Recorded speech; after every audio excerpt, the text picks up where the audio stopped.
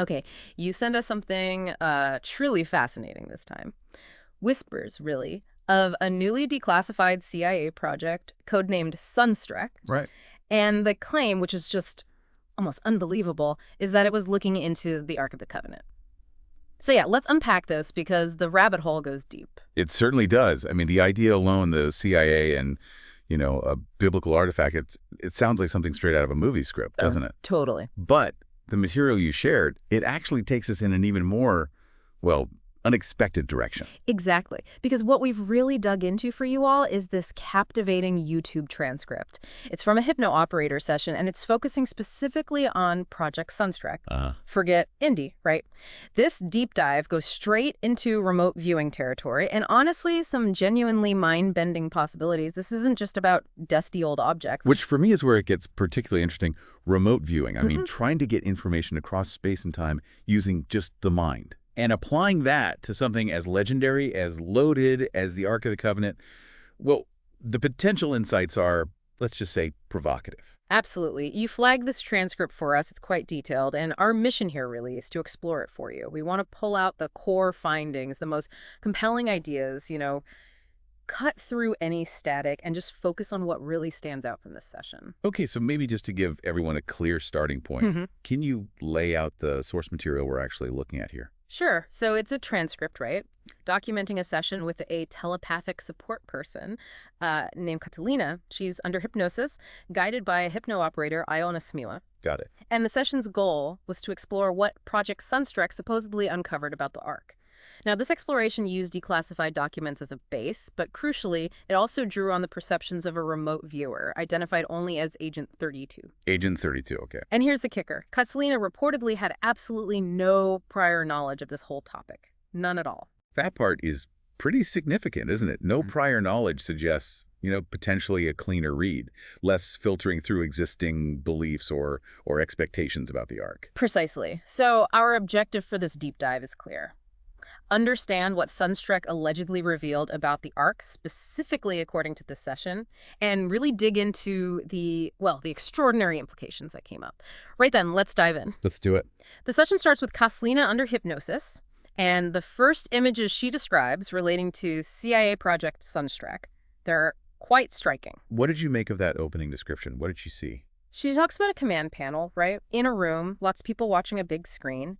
But the screen is initially hazy, like blue-gray silver. Obscured. Yeah, and she gets this strong feeling of game control, like someone's actively maybe influencing or at least watching very closely what's being shown. Makes you wonder what exactly they were looking at.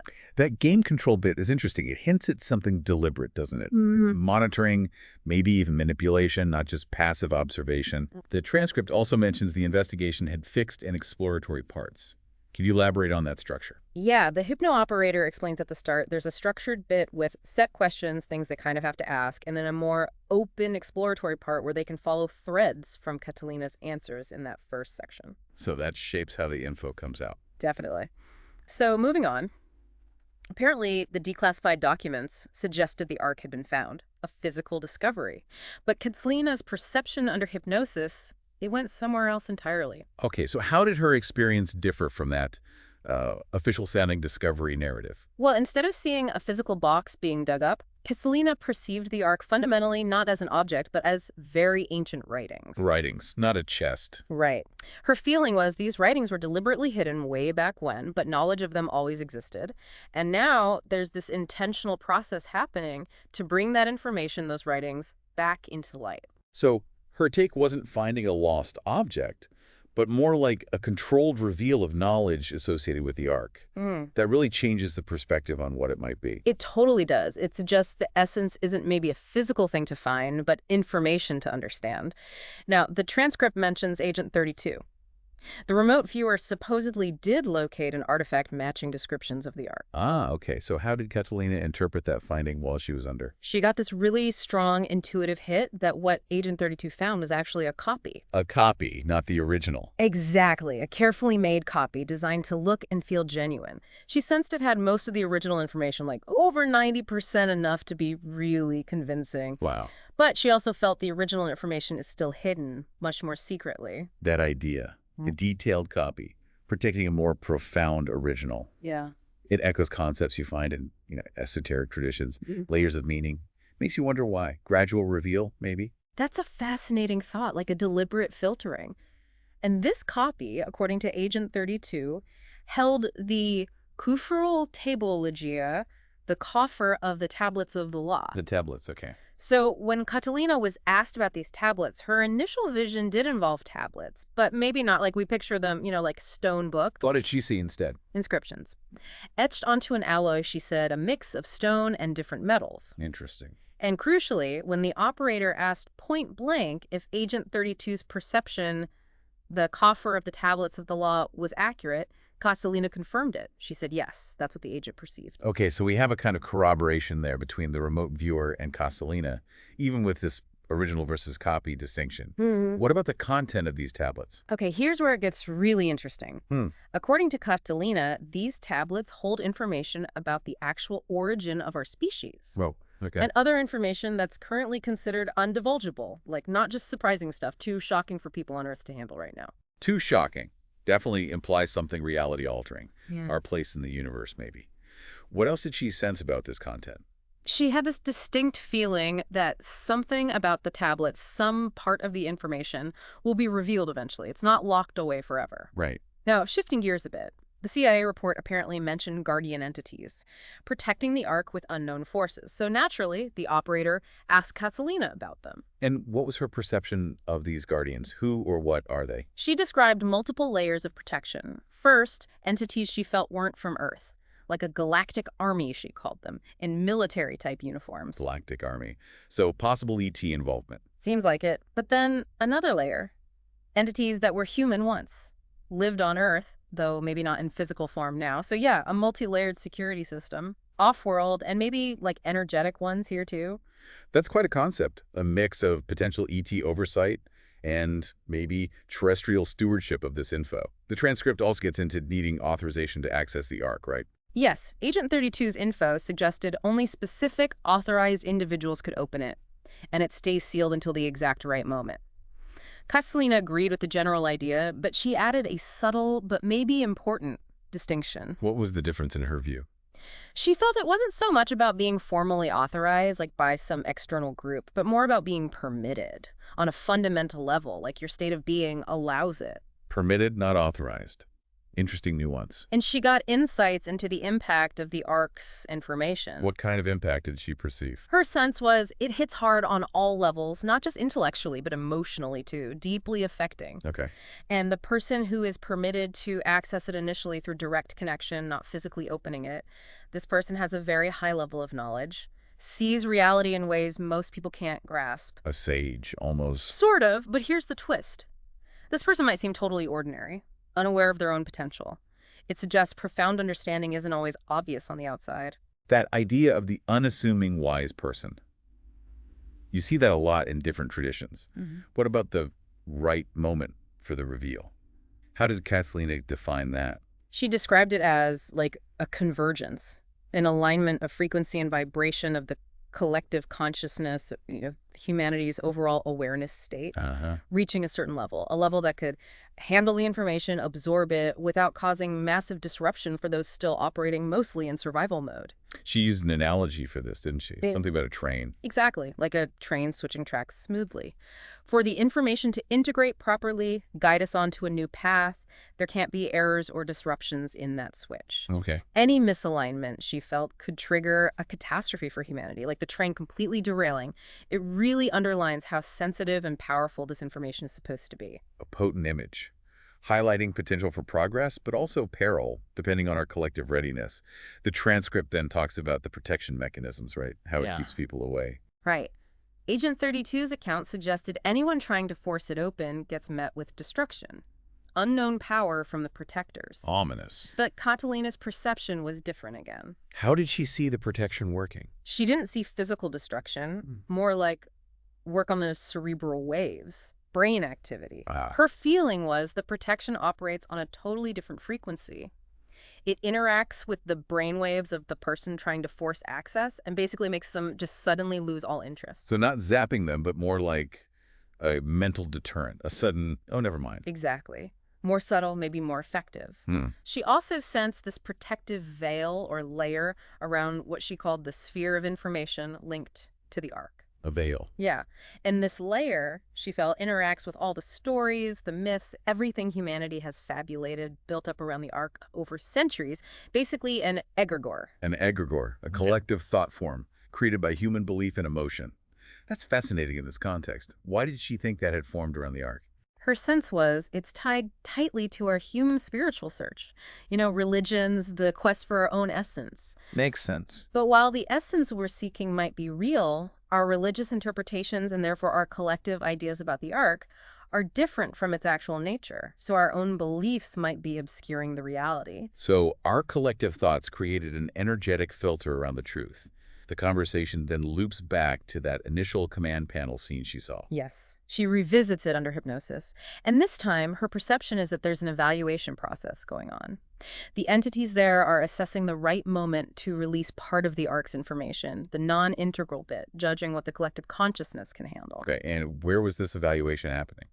She felt the space was partly on Earth, but also partly outside it, a doubling, she called it. And those initial 6 figures she saw, they changed significantly. Changed how? What did they become? Tall entities, wearing mantles, and instead of heads, these helmet-like spheres. Helmet spheres. Yeah. She got a sense of Aryan origin, though she admitted she wasn't totally sure what that meant in this context. But importantly, the helmet felt like part of their being, not just something they wore. Very evocative imagery.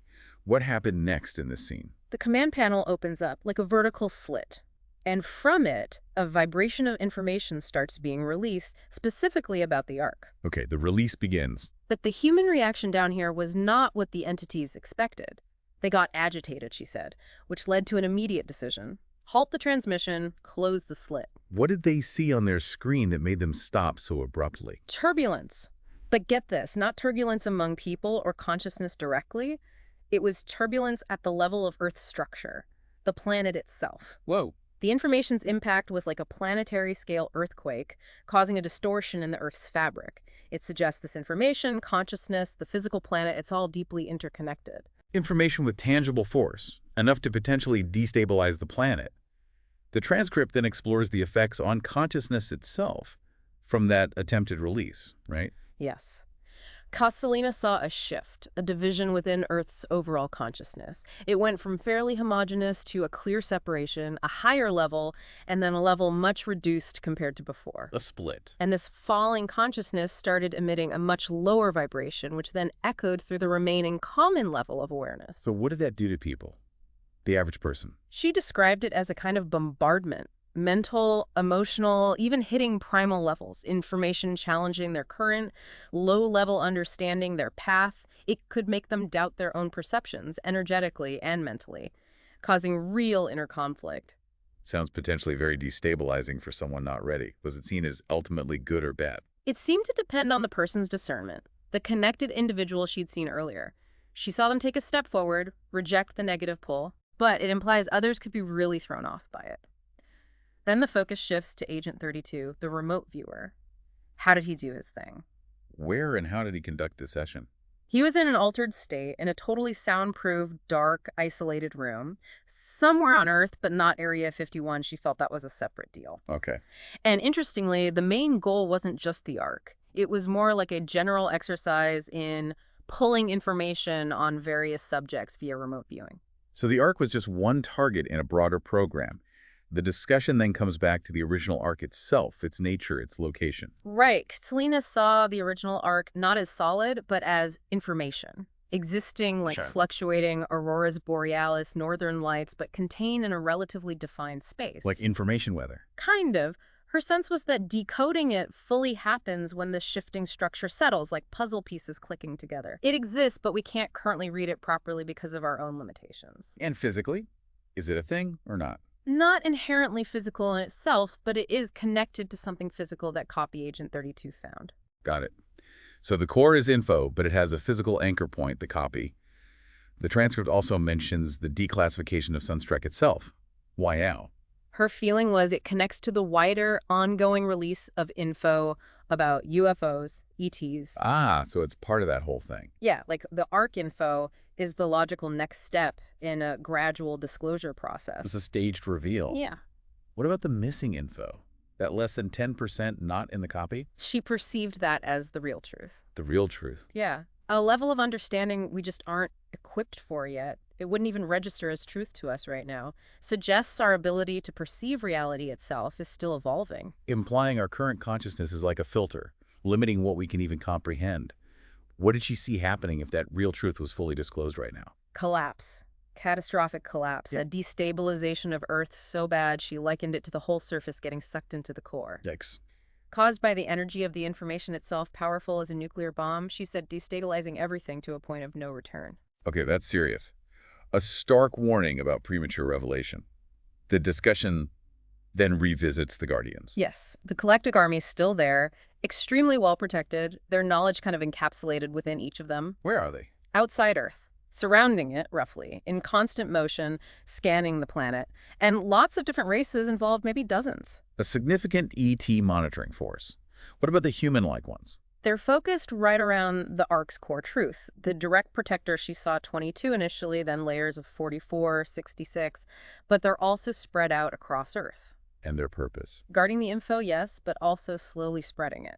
Through small, restricted groups, passing knowledge along based on who's ready, who's interested. A kind of subtle terrestrial network. What about their original human form? Perceived as human, but with that doubling in energetic form alongside. And get this, Catalina did a psychic DNA analysis on one. Seriously, what'd she find? Human DNA, yes, but mixed with non-planetary sequences. From Arcturians and Larians she wasn't quite sure on the second name, suggests humanoid hybridization. Wait, hybrid DNA? That brings in ancient ET influence on humanity directly. Where is this specific individual now? According to Catalina, as of April 2025, this person is on Earth, a child or adolescent currently, living somewhere remote, natural, undeveloped. Wow. And she even sensed Project Sunstreak might have partly been a search for individuals like this one. So the CIA's interest might have gone beyond the artifact to people connected to it. The conversation then looks at the timeline leading up to that right moment. Catalina looked about 50 years before the train track switch, the big alignment moment. And she saw two contrasting potential realities for the world then. Two paths, what were they? One was defined by profound quiet. The other, paradoxically, had this undercurrent of chaos. Two very different vibes leading to the same point. Okay, so what happens at the switch depending on the path taken? Let's start with the chaos world. In that scenario, when the full info hits, she saw a sharp split, high consciousness people and everyone else. The transition process between those levels seemed blocked, evolutionarily speaking. And the rest? Seen living almost, animalistically, producing nothing of value, easily manipulated, like slaves just focused on basic needs, not questioning, not seeking, their minds easily controlled. A pretty bleak picture. What about the quiet scenario? Much better. A deep respect for life, for each other, harmony. In that future, people already had an inner seed of understanding. The information just aligns with what they already knew deep down. So the info enhances an already developing consciousness. The discussion also touched on the protection tech again, briefly. Yeah, that brainwave manipulation, likened to dolphin frequencies. And apparently it has other uses. Like what? Warfare, used during big interventions with crowds for maximum mental impact. Also, for clearing animals out of areas for development, making them flee, not killing them. A versatile and potentially ethically tricky technology. And the deep dive wrapped up with one final image from Catalina. Her lasting impression. A vibrant green emerald sphere containing, she said, the truth of the truth. A powerful symbolic image to end on. Definitely gives you a lot to chew on. Absolutely. I mean, this deep dive into the Sunstreak transcript, it's been pretty remarkable, hasn't it? And it leaves us with so many questions, so many other paths we could explore. For you, our listener, I think the key takeaways really are that fascinating split between a physical artifact and its informational core, the complex, layered protection around this knowledge, this idea of collective consciousness needing to be ready for certain truths, and, well, the potentially huge consequences of getting it wrong, of premature disclosure. So here's a final thought, something provocative maybe. If there's this concept of a collective readiness level for big truths, what other hidden knowledge about us, about the universe, might just be waiting for that right moment? waiting for humanity to be ready to understand? Yeah. And maybe more importantly, what role does our own individual curiosity, seeking knowledge, trying to understand, what role does that play in maybe, just maybe, shifting that collective readiness level forward? Something to really mull over.